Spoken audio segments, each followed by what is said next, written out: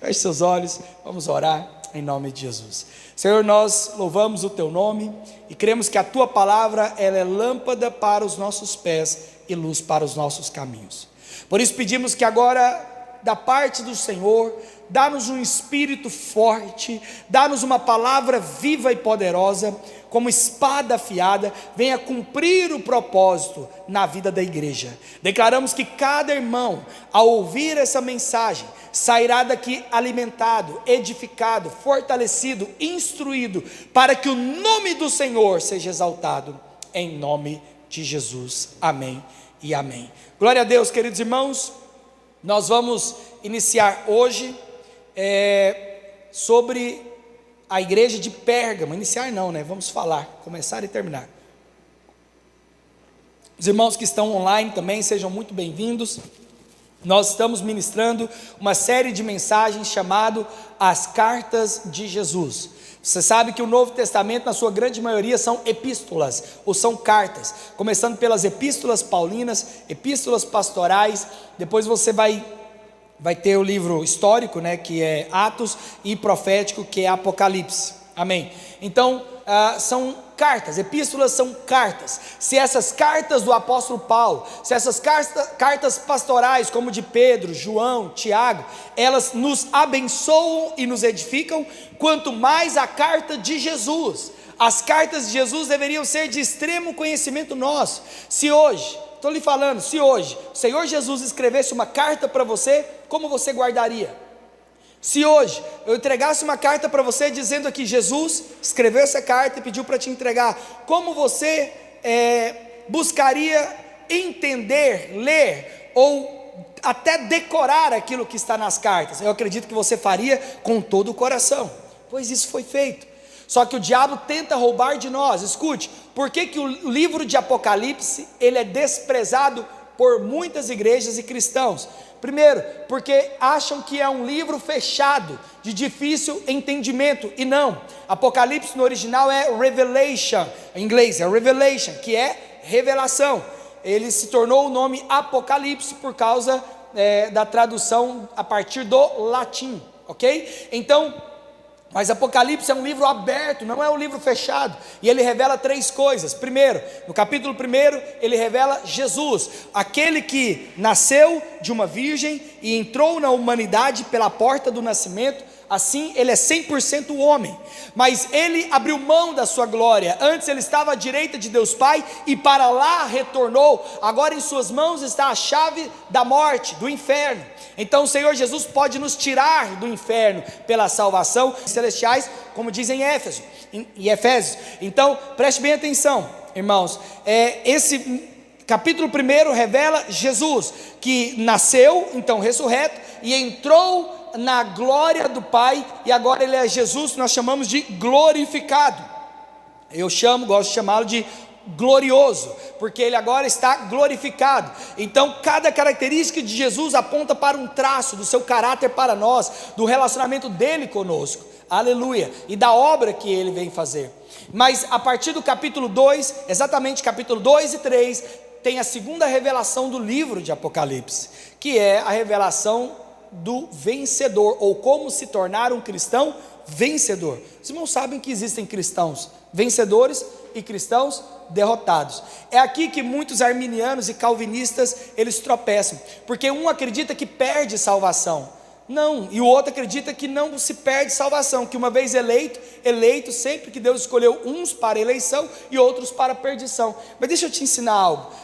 Os dois estão certos, só que eles nunca conversaram entre eles, porque uma vez salvo para sempre. Que Deus é esse que morre, te tira do inferno e deixa você cair da mão dele? Fala, ai, caiu, foi para o inferno de novo, vou pegar. Não, o nosso Senhor, a obra dele é uma vez por todas, diz em Hebreus, e uma vez para sempre. Mas pastor, mas a Bíblia diz que a porta é estreita, o caminho é apertado. A Bíblia diz que lá em 1 Coríntios, que aqueles que, todos que têm obras, alguns são de ouro, prata, outros são de madeira e feno, mas a Bíblia diz que aqueles que edificam, a obra será queimada e ele será lançado no fogo. Pois é, mas isso é só conhecer a Bíblia. Esse cristão que será lançado no fogo, esse fogo não é o do inferno, mas é o fogo da disciplina, da pressão, da correção. E aí você vai para Mateus 25 e você vê que Jesus fala das parábolas das 10 virgens. Haviam 5 virgens tolas e 5 sábias. As virgens tolas lhe faltavam azeite na vasilha. Veio o noivo, então elas eram noivas, entende? Veio o noivo e elas estavam desapercebidas e não entraram para a boda do cordeiro. As 5 prudentes tinham azeite sobrando na vasilha, então a chama não se apaga, porque ela tem muito azeite para alimentar aquela chama. Quando o noivo chegou, era meia-noite, estava escuro, não tem luz de poste à noite naquela época, então a lâmpada era para ver. Então os cristãos que veem, eles reinam com Cristo, e os cristãos que vivem a sua vida no escuro, dissoluto, esses vão ser disciplinados, ficarão de fora da boda do cordeiro. Então, capítulo 2 e 3 ensina o cristão a se tornar este vencedor, este cristão apercebido. Amém? Os irmãos estão comigo?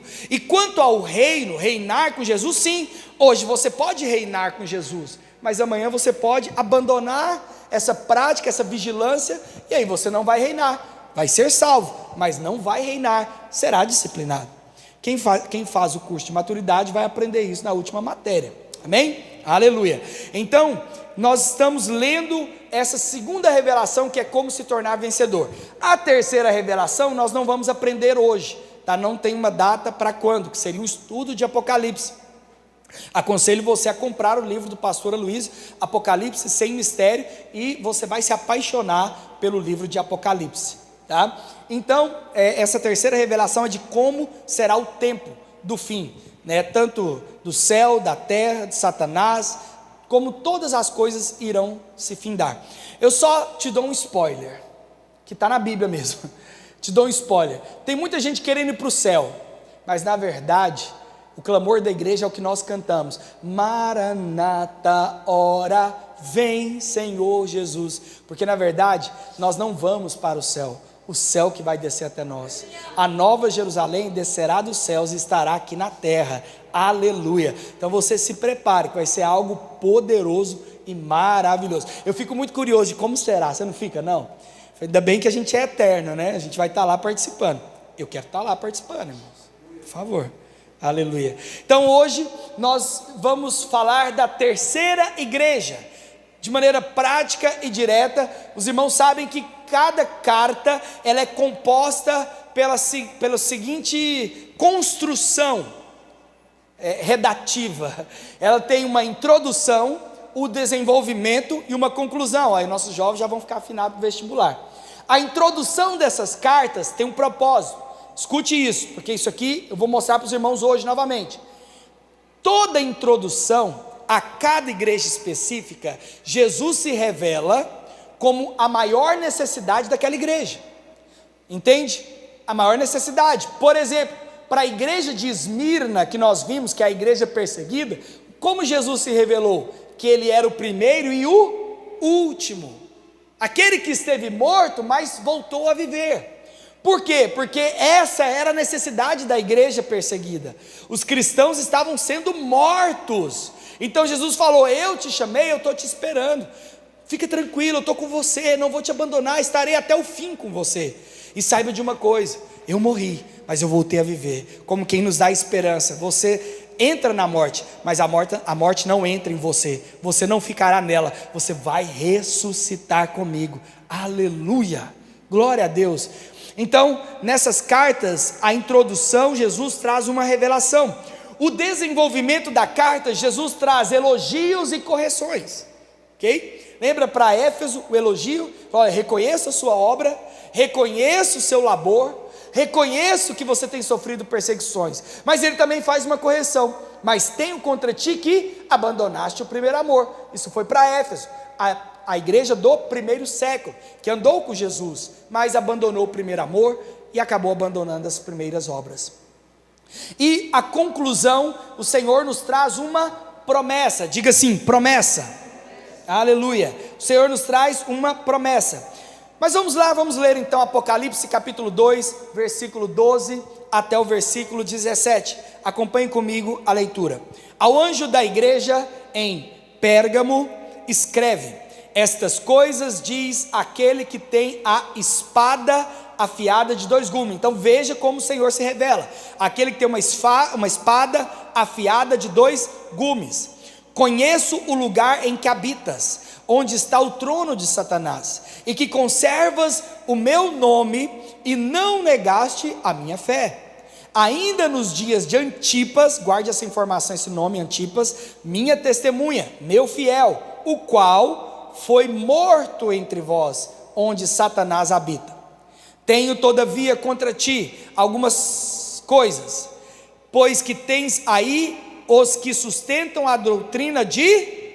Esse nome é importante para nós hoje, Balaão, ok? Avançando, o qual ensinava a Balaque a armar ciladas diante dos filhos de Israel, para comerem, guarde essas 2 informações, as ciladas eram para, primeiro, comerem coisas sacrificadas aos ídolos, e segundo, praticarem a prostituição. Tem tudo a ver com a Holy Fest que nós vamos falar aqui hoje, porque a Holy Fest é a festa da consagração, da santidade, da separação, ok? Para o Senhor das coisas do mundo. Então continuando, outros sim,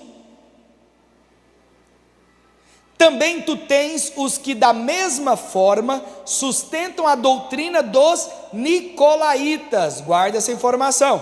Portanto, arrepende-te, senão venham a ti sem demora, e contra eles pelejarei com a espada da minha boca. Quem tem ouvidos, ouça o que o Espírito diz às igrejas.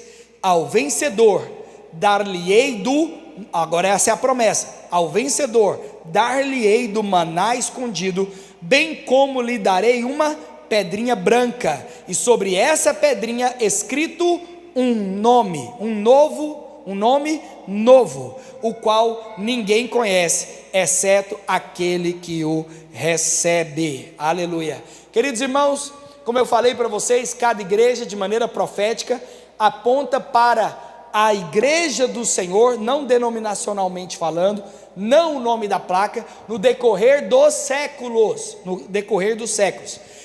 Vamos lembrar das 7 igrejas? Qual que é a primeira igreja?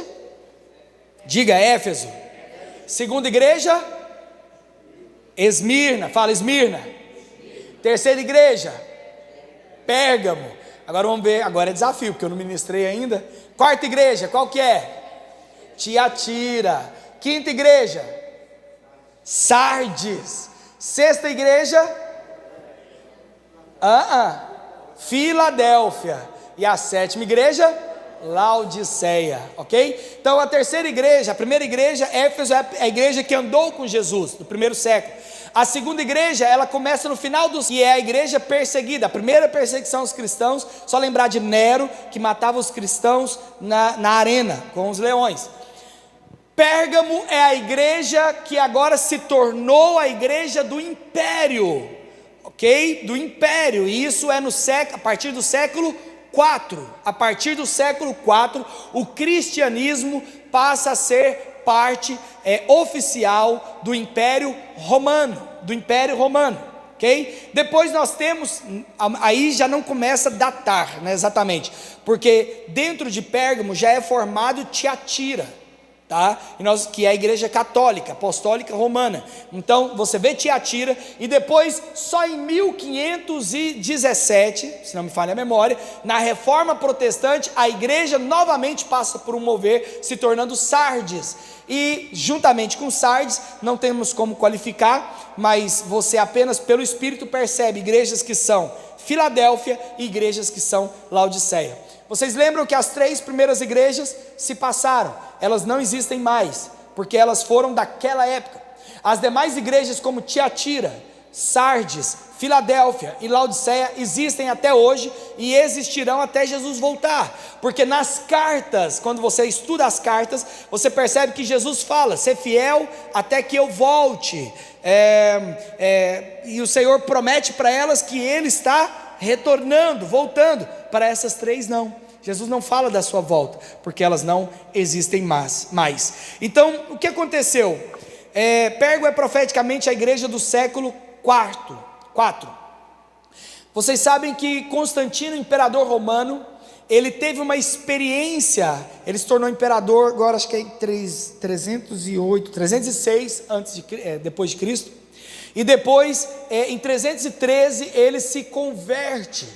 Quando o imperador Constantino se converte, ele faz uma reunião com os bispos daquela época, e chama esse concílio, essa reunião de concílio de Niceia, onde as autoridades religiosas impõem alguns dogmas, padrões da igreja que não pode abrir mão, e também o imperador coloca alguns padrões e limites que ele também não pode abrir mão. Então chega-se num acordo, e então ele estabelece oficialmente em 380 depois de Cristo, exatamente, ao cristianismo como a religião do Império Romano, mas iniciado em 313. Exatamente o que aconteceu em 313, que é o Edito de Milão, ou o decreto que Constantino colocou, é que agora no Império Romano haveria escute isso que eu vou falar, isso aqui é forte, que haveria liberdade religiosa. Ótimo, é o que nós queremos também, amém?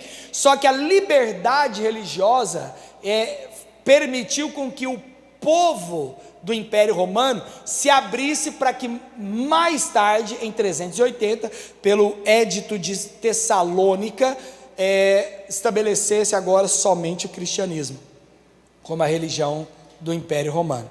Aleluia, pode prestar vestibular para a história agora que vai. Os irmãos não gostam de história?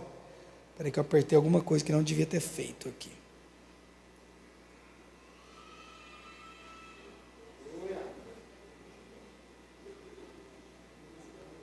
Meu Deus. Tá. Deixa eu só, desculpa irmãos, aconteceu um probleminha aqui no nosso PowerPoint. Deixa eu fechar aqui. Amém. Então, eu quero começar aqui falando lá em Marcos 4, 31, 32, e o que aconteceu aqui, irmãos, escute bem, quando Constantino estabelece o cristianismo como a religião do império, cumpriu-se o que Jesus falou em Marcos 4, 31 e 32, que diz, é como um grão, o que é como um grão de mostarda? Alguém lembra na Bíblia? A fé é como um grão de mostarda, e ele diz, é como um grão de mostarda que, quando semeado, é a menor de todas as sementes sobre a terra, mas uma vez semeada, cresce, se torna maior do que todas as hortaliças e deita grandes ramos, ao ponto de as aves dos céus poderem aninhar-se à sua sombra. Essa declaração em Marcos 4 é exatamente o que aconteceu no tempo de Constantino. A fé cristã era um grãozinho de mostarda, pequena, mas uma grande hortaliça, ela faz grande diferença.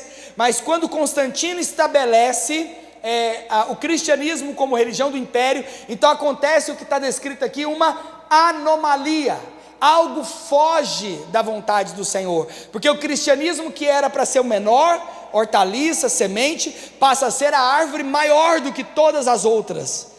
O cristianismo passa a ser a religião maior do que todas as seitas, maior do que todos os deuses e filosofias da época. O cristianismo cresce, mas acontece um problema.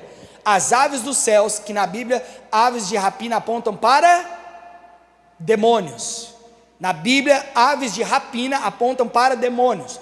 Então a Bíblia diz que aves de rapina vieram aninhar-se nisso. Então você vê a igreja católica, por exemplo, para quem já foi católico sabe disso, com o sincretismo religioso. O que é o sincretismo religioso? É você assimilar santos católicos a orixás. Por exemplo, São Jorge, que é aquele do cavalo, né, o dragão na lua, ele é Ogum, que é o orixá, deus dos metais, deus da guerra. Então você vê que realmente aves de rapina vieram e se aninharam na igreja católica, que surgiu a partir da igreja profeticamente aqui de Pérgamo. Ok? Os irmãos estão me acompanhando? Estão comigo? Glória a Deus, aleluia. Sei que os irmãos estão cansados, porque ontem a gente foi até mais tarde, né? Amém. Então, vamos lá, avançando. Pérgamo Queridos irmãos, o nome Pérgamo significa elevação. Todos digam, elevação. Geograficamente é interessante isso. Os irmãos lembram que de maneira histórica essas igrejas existiram ali na Ásia Menor. Historicamente, o que eu estou ministrando é profeticamente, né, no decorrer do tempo, mas eu quero que vocês de maneira alegórica recebam os princípios que Jesus está ensinando. É isso que eu quero. Mas historicamente, a geografia de Pérgamo era uma cidade elevada, além do que deveria, de uma igreja que tomou uma proporção que não estava dentro do propósito, da vontade inicial de Deus. Então também se aplica alegoricamente para nós, quando um cristão perde a característica de dependência, humildade, ele se torna arrogante, acha que é melhor do que os demais, ele se eleva no seu ego, na sua vaidade, e acha-se no direito de desprezar o novo convertido, ou de rejeitar aqueles que têm chegado e têm crescido no Senhor agora. Então se torna essa realidade para nós. A igreja Pérgamo é a igreja que casa com o Império Romano, sabe, na questão do clericalismo. A partir de Pérgamo, você então vê as autoridades religiosas todas paramentadas, com as suas vestes, né, com todas aquelas roupas que diferencia da plebe, do povo, que diferencia. Então se cria essa separação entre o clero e a plebe, entre as autoridades religiosas e clericais e o povo, ao ponto que começaram a celebrar as missas ou as reuniões públicas em outra língua, e isso acontecia algo ruim, porque era fácil para dominar o povo não tinha conhecimento. Então aqui a palavra de Deus ficou vedada ao povo, e só pôde ser restaurada mais de 1200 anos depois, com a reforma protestante. Aleluia. Então também, para além do clericalismo, aqui você tem o início do templismo. A igreja saiu dos lares, da sala da sua casa, e agora a igreja seria um templo, um grande templo com colunas altas, com vidraças altas, com um teto decorado, com uma acústica que dá todo um medo, que soa aquele silêncio, porque ninguém pode falar e dar o seu palpite, entende? Então tudo foi malignamente projetado para que a unção saísse dos lares, da sua casa. Eu fico vendo as fotos lá na casa dos irmãos, as células acontecendo, mas em Pérgamo isso acabou, saiu dos lares, e a igreja agora foi para os templos. E obviamente também a igreja tomou uma proporção tão grande, que em Tiatira se tornou até uma autoridade política. A igreja se misturou e se tornou uma autoridade política. O Papa é quem deveria autorizar isso ou aquilo. A igreja se tornou a entidade mais rica, mais poderosa da Idade Média. Entende? Então, tudo isso foi um grão de mostarda que cresceu para além do que deveria, ao ponto que as aves vieram aninhar-se nela. Mas Jesus então ele se apresenta para essa igreja, e lembra que eu falei para vocês que na introdução às cartas, ou na apresentação de Jesus, ele se revela como a solução para aquela igreja. Então Jesus ele se apresenta como aquele que tem a espada afiada de dois gumes.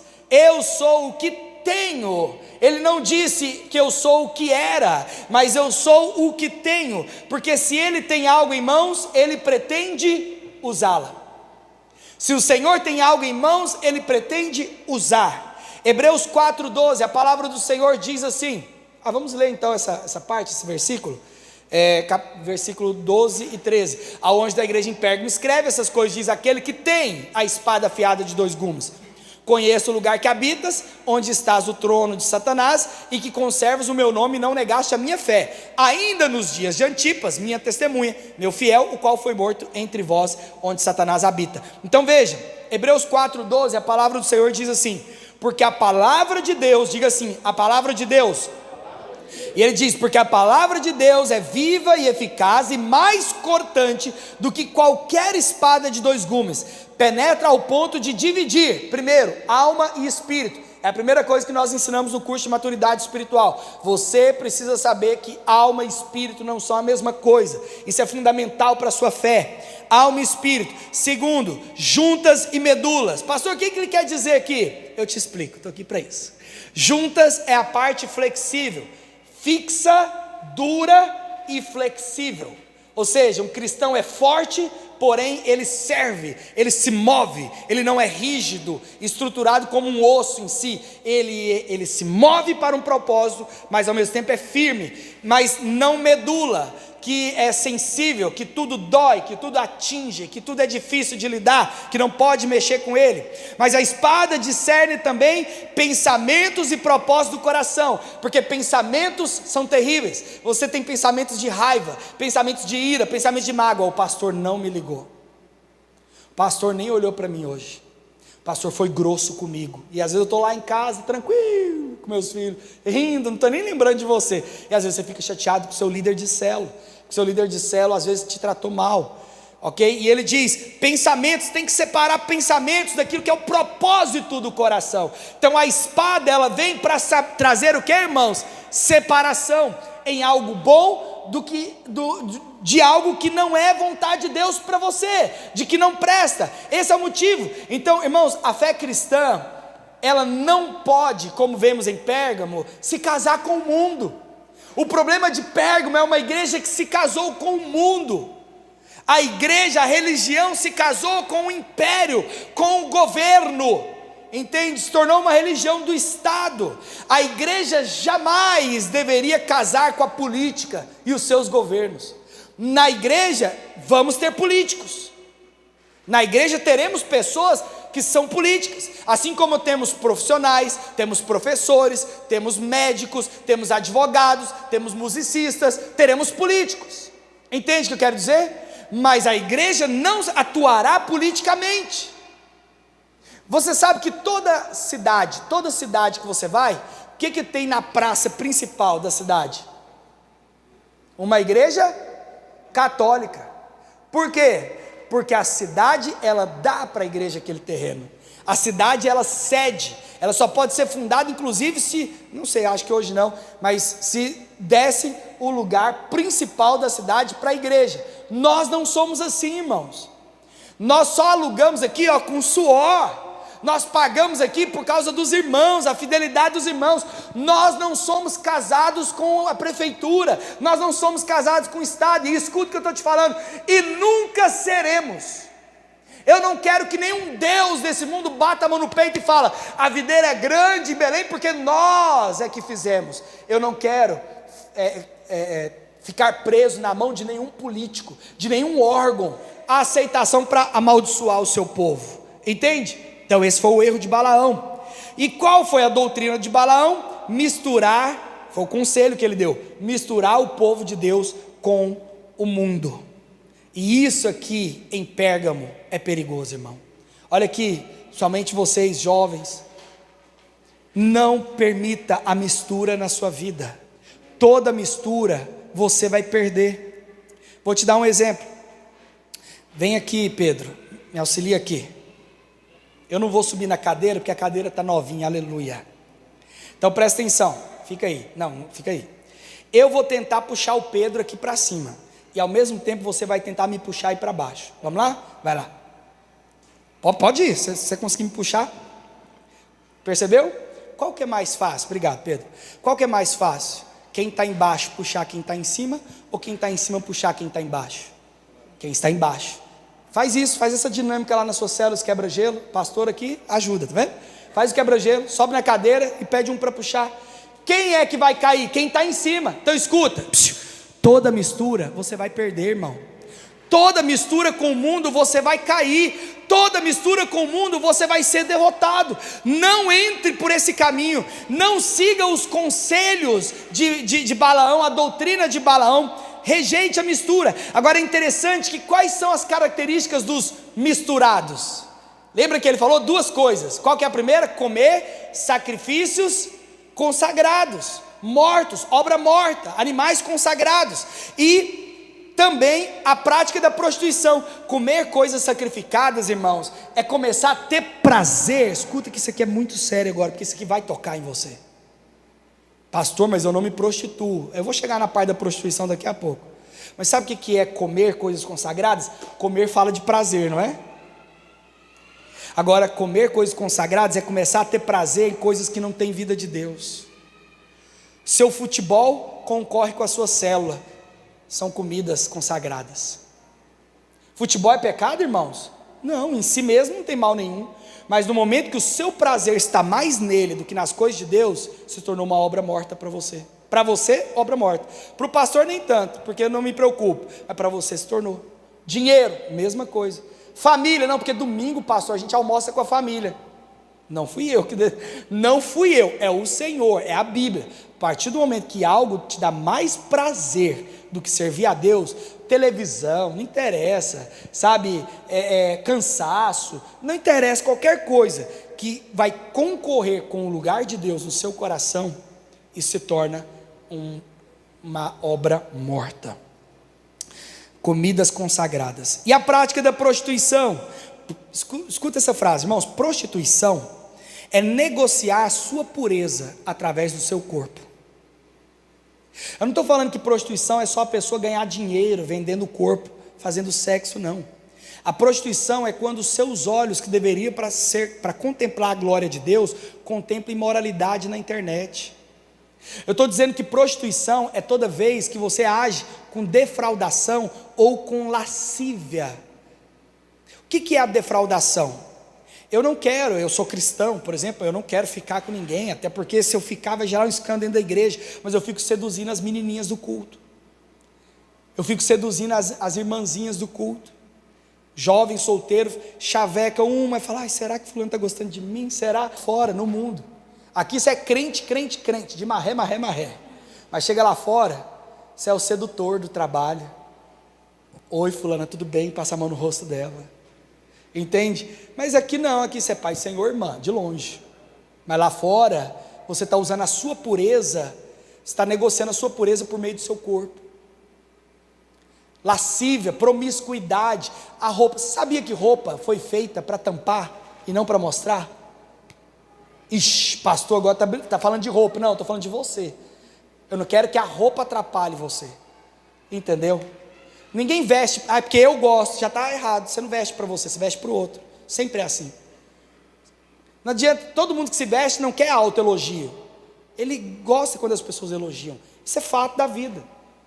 Então a roupa foi feita para tampar, não foi feita para aparecer, para mostrar. Mas todo mundo aqui sabe, e nós estamos aqui com jovens e adultos, todo mundo aqui sabe que tem roupas que é mais provocante do que um homem pelado ou uma mulher nua.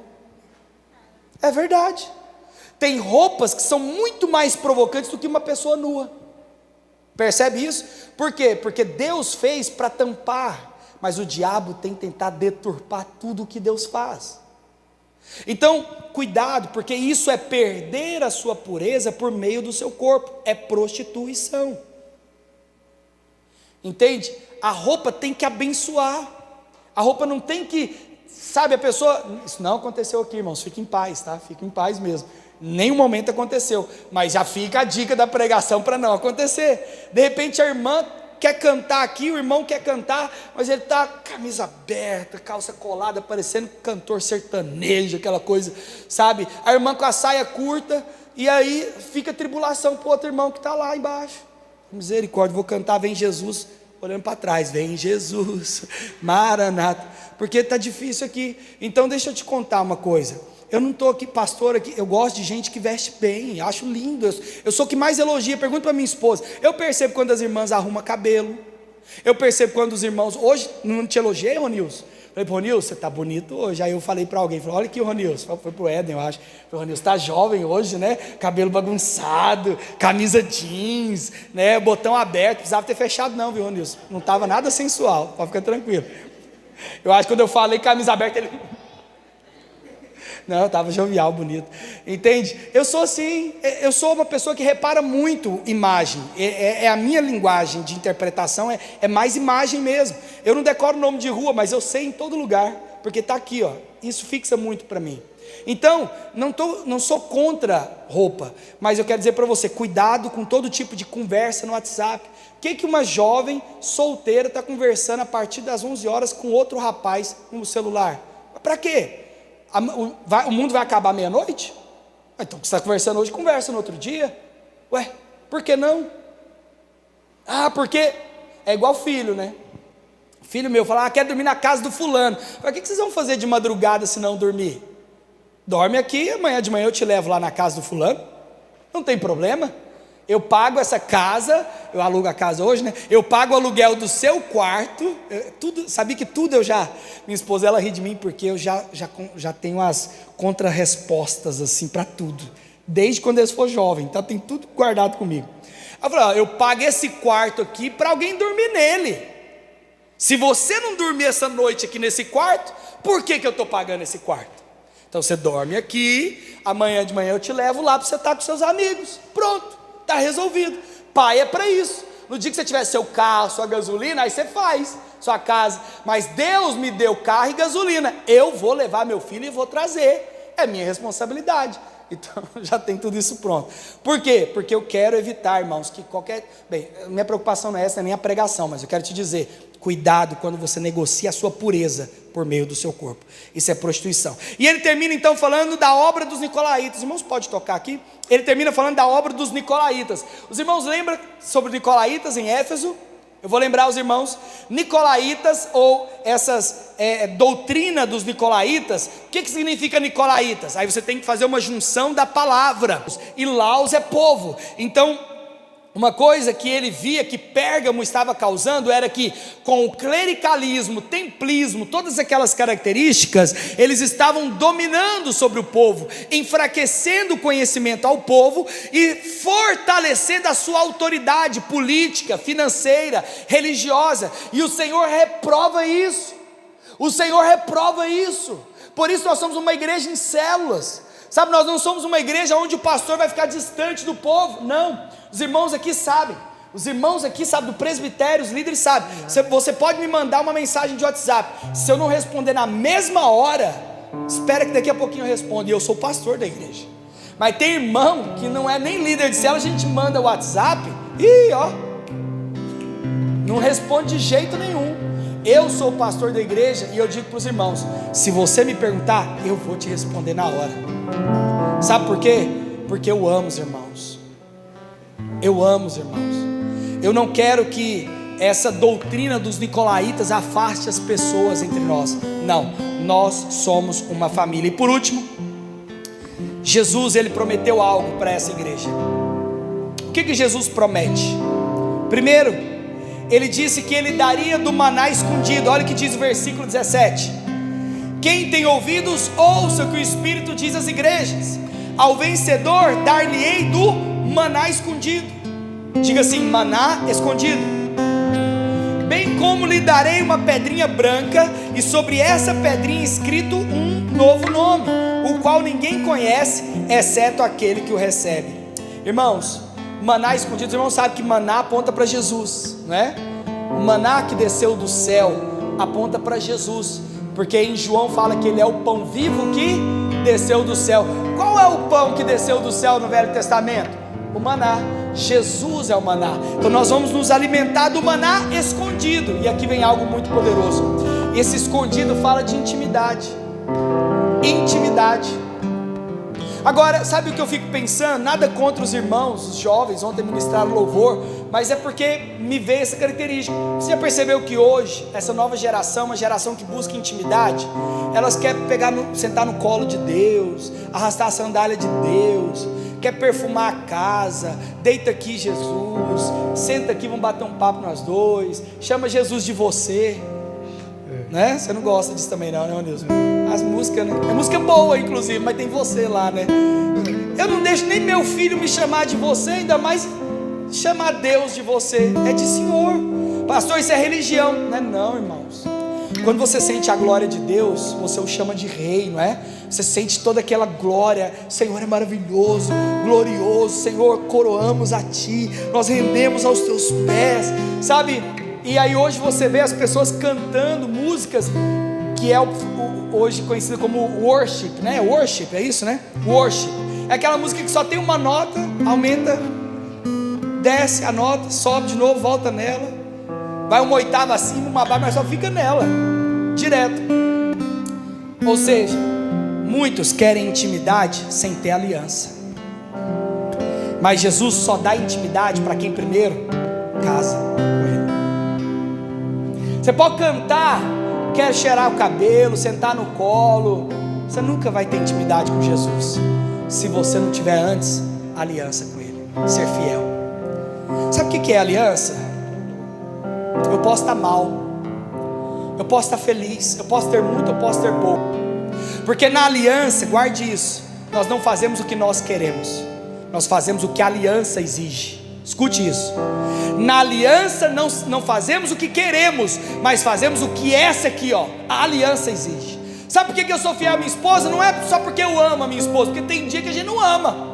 Tem dia que a gente fala, estou vendo aqui o casal juntinho, tem dia que a gente fala, nem encosta em mim. É assim, é ou não é? Estou mentindo? É ou não é? É. Tem dia que a gente fala, nem encosta em mim. Entendeu? Mas por que no dia do nem encosta em mim, ninguém sai de casa e vai para a casa da mamãe? Porque tem uma aliança. Se você quer ter intimidade com Deus, eu não estou falando que não deva cantar, tem que cantar. Mas tem muito cantor que canta que é uma beleza, mas na hora de poder viver, de estar no culto, de poder estar na célula, de poder orar, de poder buscar a Deus, é ruim, não está.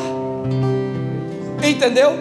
Então eu quero te dizer uma coisa: cuidado, porque intimidade é para aqueles que têm alianças. E por último, a palavra do Senhor diz que o Senhor, vamos ficar de pé e eu vou encerrar assim. O Senhor nos dará um nome em uma pedrinha branca. Escute, você sabia que naquela época de Jesus, dos povos gregos, dos povos romanos,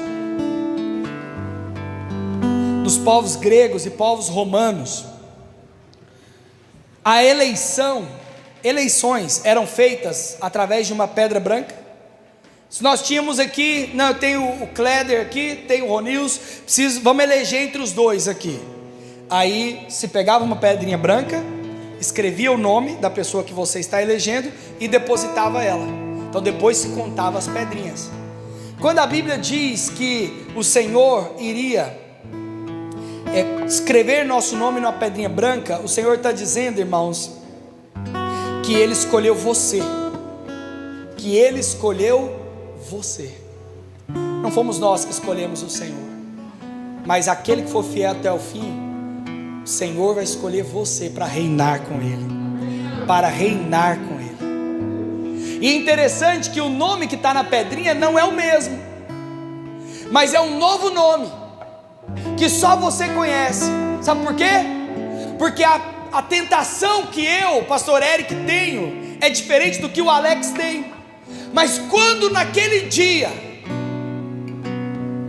vamos dizer que a minha tentação seja ira, do Alex seja financeira, ou tentação, ou provação, tanto faz. Naquele dia, na minha pedrinha vai estar escrito o quê? Pacificador. Talvez o Ronilson não vai entender, por que o pastor está chorando tanto pegando aquela pedrinha escrita pacificador? Porque só eu sei o que eu sofri aqui, só eu sei a minha dificuldade. E quando o Senhor me escolhe e diz que eu sou vencedor naquilo que eu mais queria, naquilo que era a minha maior dificuldade, sabe, eu vou realmente experimentar do maná escondido. Quando o Alex pegar na pedrinha dele e tiver escrito lá na pedrinha dele, rico, próspero, ele vai chorar. Sabe, irmãos, ao vencedor o Senhor preparou uma pedrinha branca, um novo nome, que só você vai saber qual é. Feche seus olhos nesse momento. Hoje é tempo de nós orarmos. A oração, ela não é algo passivo, não é como um mantra que você fica em silêncio, apático, e uma música que ministra algo ao seu coração. Não, a oração, ela é uma postura ativa. Você agora que ouviu essa mensagem, você ouviu essa palavra, você vai orar para que o Senhor que se revelou a Pérgamo, aquele que tem uma espada de 2 gumes, separe da sua vida. Separar o que, pastor?